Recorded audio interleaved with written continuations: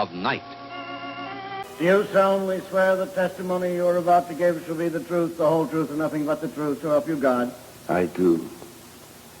So help me God. Be seated, please.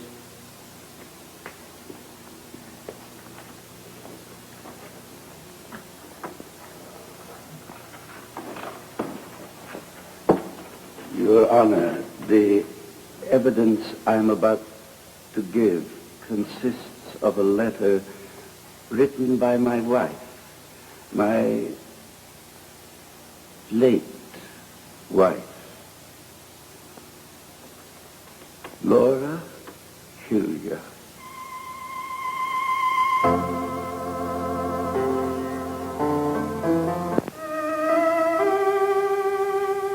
It would be extremely unjust, therefore, to punish him. As for my husband, his crime is the crime of love, if that be a crime. Out of loyalty and devotion to me, he violated the ideals and principles by which he has always lived and will continue to live his life. He sacrificed his honor, compromised his integrity, lied, perjured himself, all at my demand and all for my benefit. And the cost to him has been immeasurable.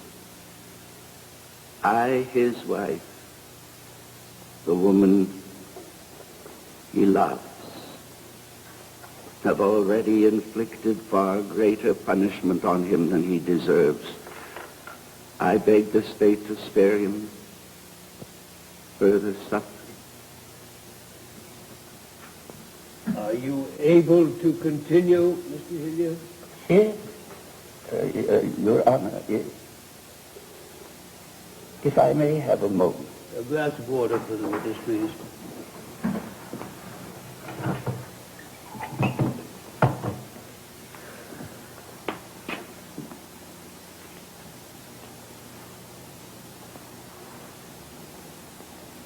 Perhaps you'd like me to call a brief recess? No, Your Honor, that won't be necessary. Thank you. Please record. Yes, please. The servant mentioned here was in the living room, but my wife was in my study. Did she give it directly? No, she gave it to him, and he gave it to me after she left the house. See, I suppose there isn't any way of confirming the fact that the letter was written. Excuse me, Mr. Quinn, Your Honor, it seems to me that there is a very easy way of confirming it. This letter is handwritten, it has been signed, and Mr. Hillyer is under oath. Yes, I see what you mean, Mr. Karr.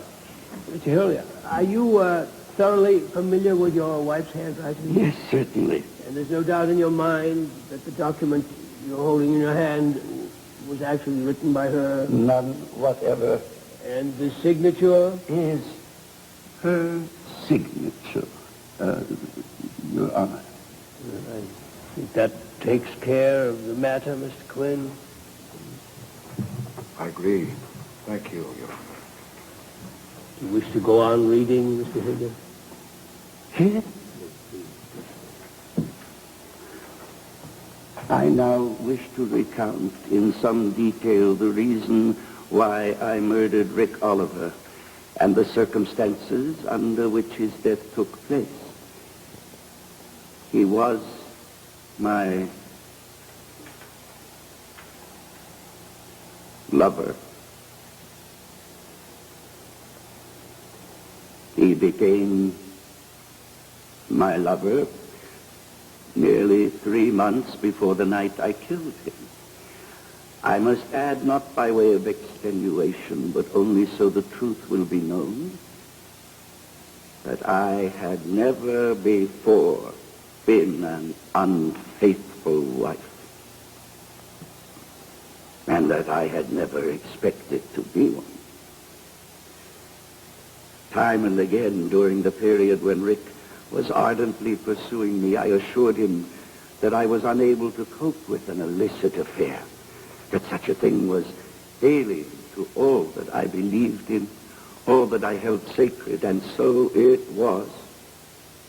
And yet, ultimately, I capitulated. To understand why, in the end, I destroyed him, one must understand, too, that in the beginning,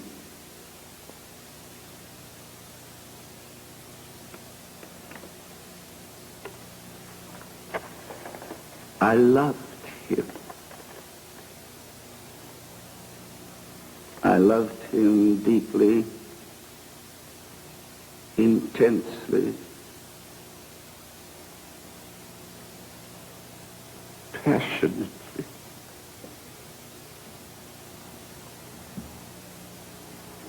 Mr. Hillyer, All right, sir. what did you say? I said it was all right. I will go on. Even more importantly, I believed he loved me with equal passion. It is, of course, an indication of my naivete, or should I say my blind stupidity, that I never once questioned his real motive in drawing the wife of a very wealthy man into a clandestine romance. My husband was wiser and worldlier than I. He learned of the affair, and he knew instantly what Rick's objective was. He tried to tell me, to convince me that I had been trapped by a calculating fortune hunter. I refused to believe it. The more he attacked my lover, the more I despised him and adored Rick.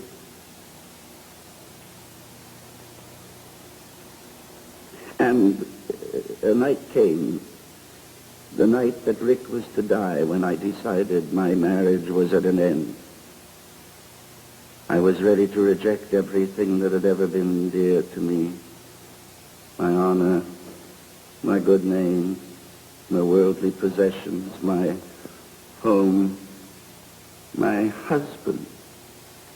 And when I say my husband, I am speaking of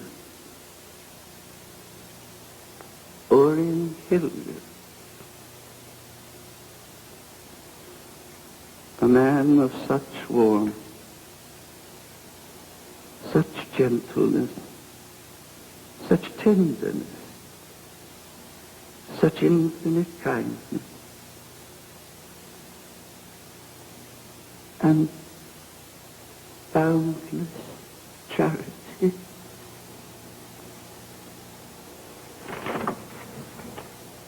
Hillyer.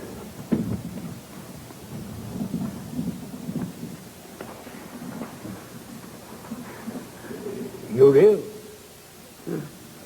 Quickly, help him from the stand.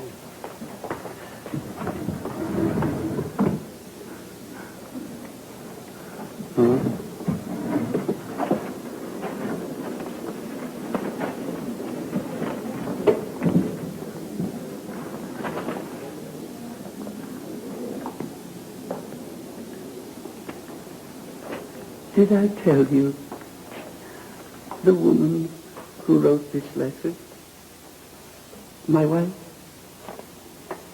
is dead?